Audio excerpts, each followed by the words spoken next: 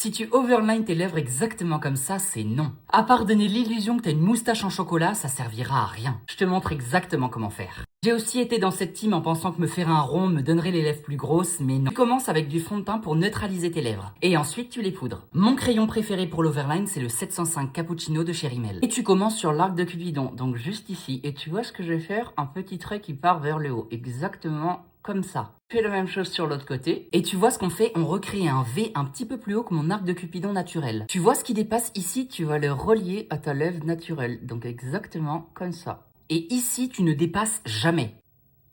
Et tu vois ce que ça me fait quand je me mets sur le côté? Ici se fait une ligne droite, donc on ne voit pas que j'ai dépassé. Fais la même chose sur l'autre côté. Donner encore plus de volume, tu crayonnes juste au coin externe. Juste ici. Pour le bas, tu vas mettre ta lèvre comme ça et tu dépasses ici. Ici, tu peux dépasser, mais là, pas du tout. Donc tu gardes ta forme de lèvre naturelle. Comme ça.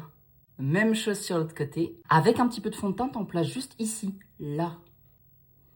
Tu peux crayonner un tout petit peu ici et ici. Et avec ton doigt, tu viens fondre la matière. Un tout petit peu de fond de teint que tu vas mettre au centre de ta lèvre. Et je viens placer un petit peu de gloss juste au centre. Et là, ton overline, il est réussi. L'effet chocolat, il est évité. Et t'as vu, c'était pas si compliqué.